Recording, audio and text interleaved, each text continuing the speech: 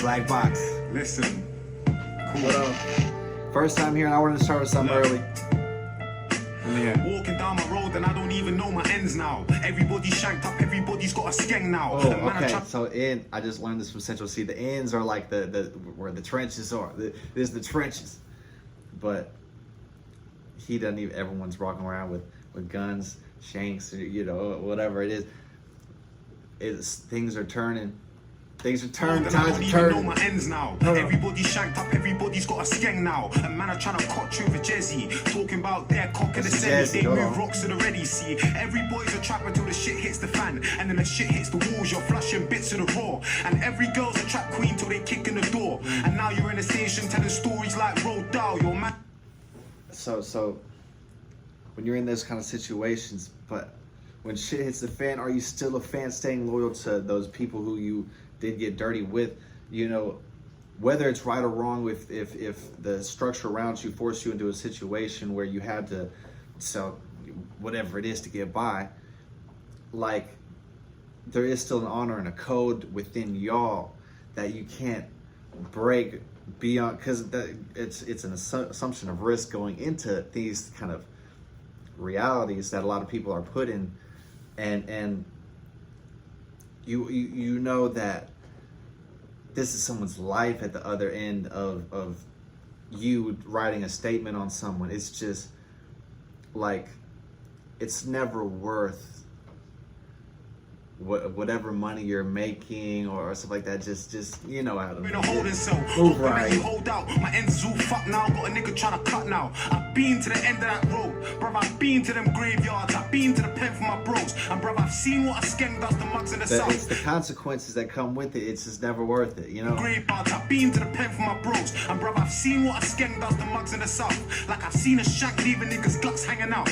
Seeing big straps make a whip crash, no whiplash. He's giving you such vivid imagery with what he saw, and so he's just portraying his pain through the art, and so we don't have to relive his pain, so we don't have to be victim to some of these circumstances, and it's where you can really feel his pain here. He's just venting right now. Big money make a big man look like a kid act. You ain't really from here. Armani's clean, the vision's never cloudy, so know what I'm on clear. You're trapping for designer. I'm in and out of Santander on a madness. Wait. Kid act. You ain't really from here. Armani's clean, the vision's never cloudy, so know what I'm on clear. You're trapping. I'm on Claire. You trapping for design, and the Armani, his vision is clean, it's not cloudy right here. Okay, so hold on. From here, Armani's clean, the vision's never cloudy, so know what I'm on clear. You're trapping for designer. I'm in and out of Santander on a madness, doing recon for a lineup.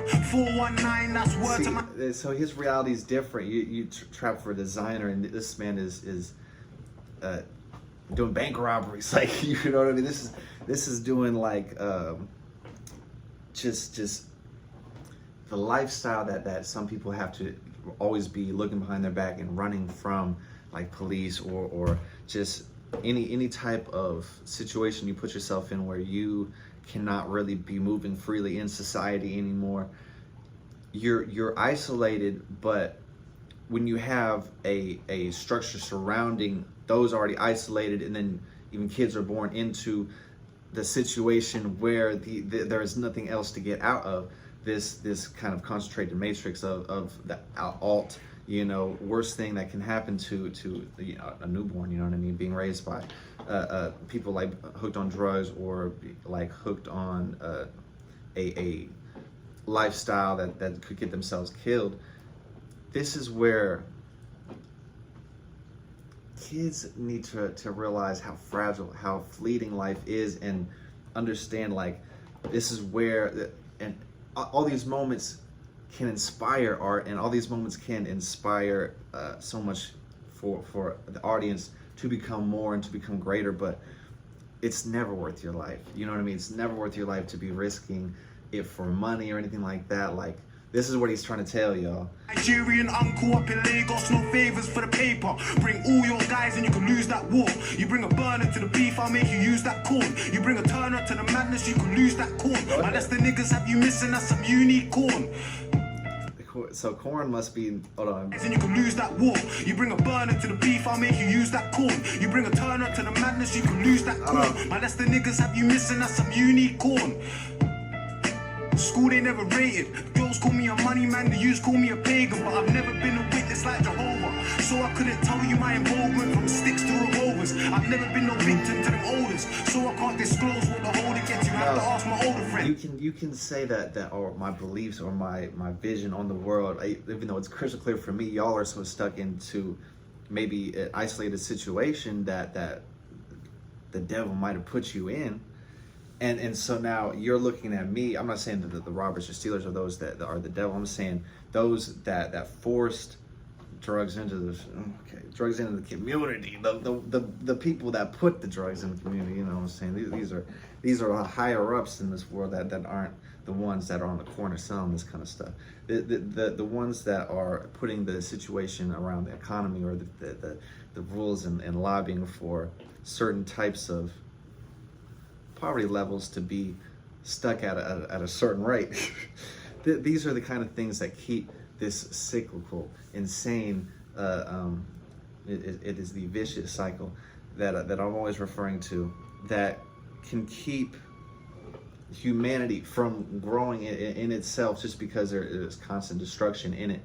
But those who learn to live inside of that isolated situation, this evil matrix that they're put in, though they're doing good inside of it by just getting money to raise their kids, because they still have their godhood all in front of them and can save this whole situation. So you still have it's okay, gods can sell drugs too. I don't know what I'm trying to say here, but they can't.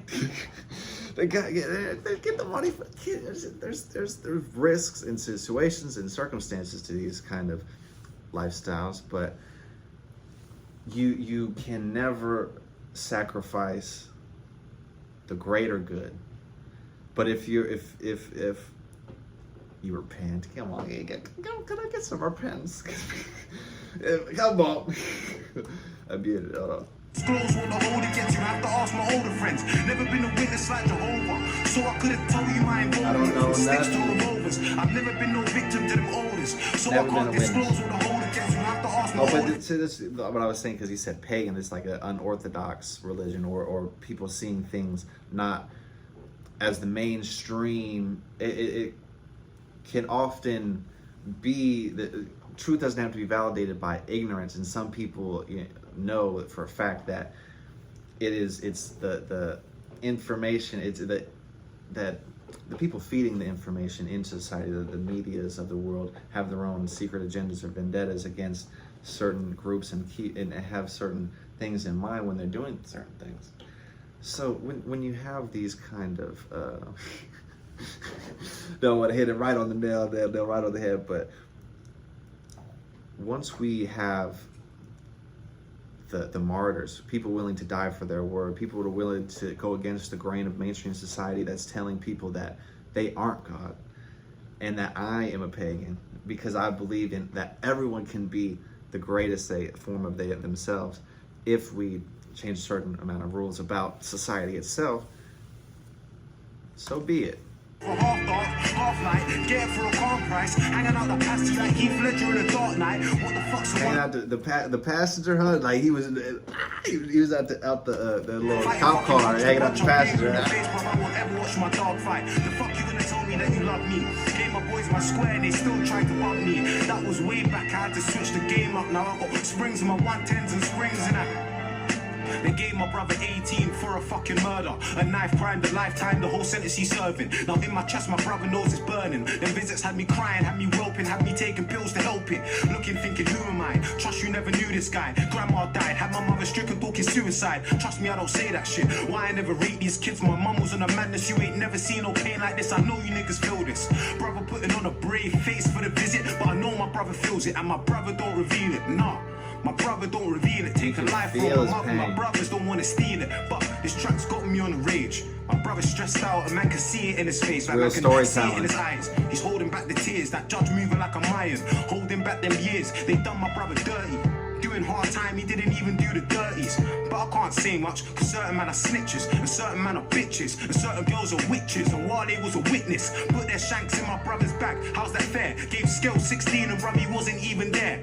Case was all banter till Junior got cancer, and Mums got sick, and Tells got told, and then the paint wore off, and true colours got shown, and certain man got free, and all the real niggas don't. So, shout out Lewis and shout out Serge, now I'm rolling with an R, that will get man R, what?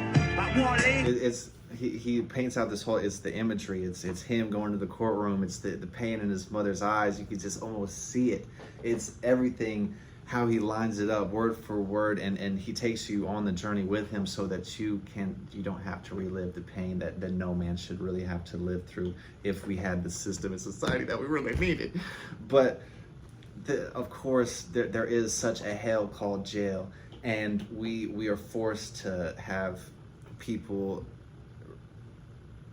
see and connect, and two souls have to force to be gods through a glass window and a phone, and it's just no.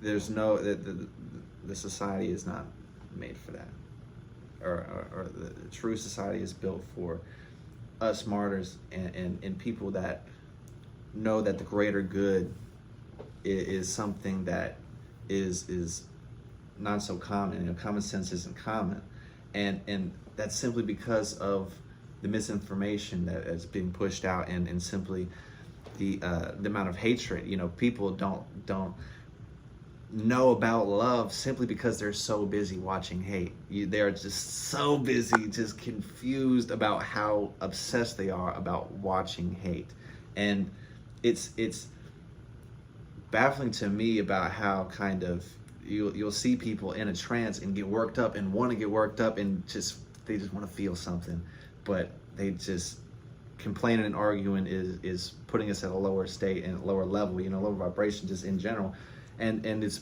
really just we're reacting off of fear and stuff that gets us angry. So you can tell he is scared, you can tell he has a lot of pain, you can tell this is he puts on a performance in his art for a different reason. Like, y'all do it for designer, to get money, to get chains and jewelry and stuff like that, but it's more about he has a family he has to provide for. He has an entire inner struggle that has been carrying him long before he was an artist, that was pushing him to become better than himself before he knew that he needed to write his story down for other people to learn and understand and comprehend, and have to, and we can live through and not have to go through just the pure injustices that some people have to go through.